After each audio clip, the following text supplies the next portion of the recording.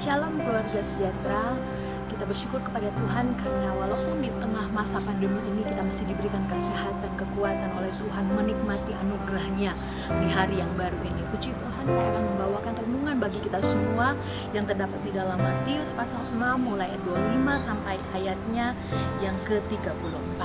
Saya akan bacakan beberapa ayat di dalam satu perikop ini mulai ayat 25. Karena itu aku berkata kepadamu, janganlah khawatir akan hidupmu, akan apa yang hendak kamu makan atau minum, dan janganlah khawatir pula akan tubuhmu, akan apa yang hendak kamu pakai. Bukankah hidup itu lebih penting daripada makanan, dan tubuh itu lebih penting daripada pakaian? Pandanglah burung-burung di langit yang tidak menabur dan tidak menuai, dan tidak mengumpulkan bekal dalam lumbung, namun diberi makan oleh Bapamu yang di surga. Bukankah kamu jauh melebihi burung-burung itu?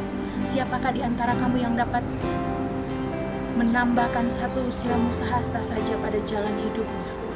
Dan mengapa kamu khawatir akan pakaian? Perhatikanlah bunga bakung di padang yang tumbuh tanpa bekerja, tanpa meminta.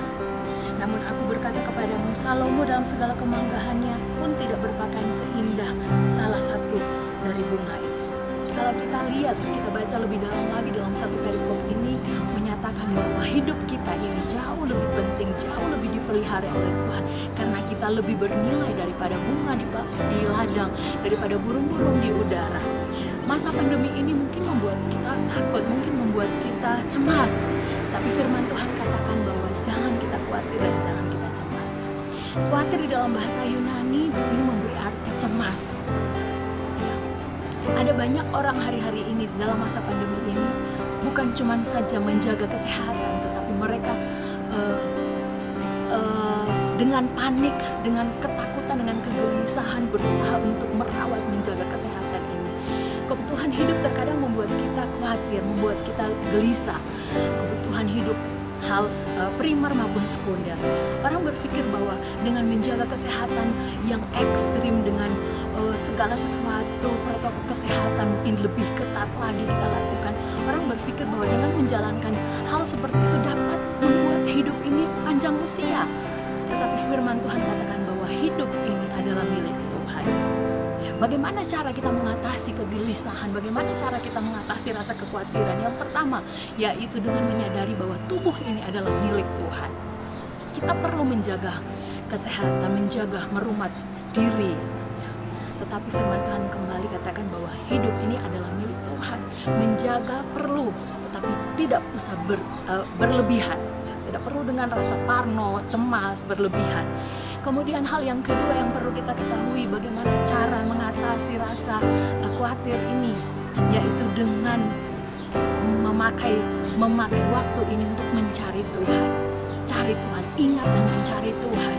Banyak orang tidak dapat berdoa karena hatinya penuh dengan kegelisahan. Di dalam 1 Petrus pasal 4 ayat yang ke-17 mengatakan bahwa kuasailah dirimu, segala sesuatu, akhir dari segalanya ini sudah tiba, tapi kuasailah dirimu, jadi tenang supaya kamu dapat berdoa.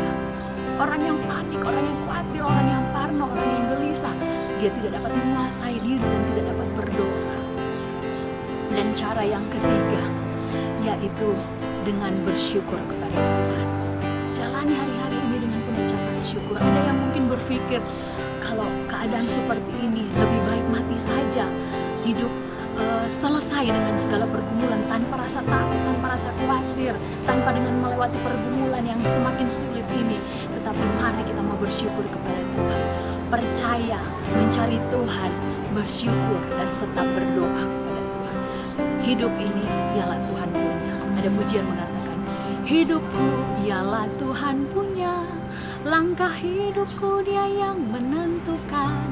Ku serahkan, mulai sekarang dan selamanya. Mari kita mau serahkan hidup kita kepada Tuhan. Hidup kita adalah Tuhan yang punya. Kita mau mengeluarkan uang sebanyak apapun, bagaimana se-ekstrim apapun kita menjaga hidup kita tanpa Tuhan, tanpa perkenanan Tuhan, semua itu sia-sia. Tetapi kita menjaga tubuh kita, jaga kesehatan kita, terlebih-lebih kita mau menjaga iman kita. Kejar Tuhan, mencari Tuhan jauh lebih keras dari mencari dan mengejar harta kekayaan di dunia ini. Semangat dan tetap menjaga iman dan kesehatan kita kepada Tuhan. Tuhan Yesus memberkati.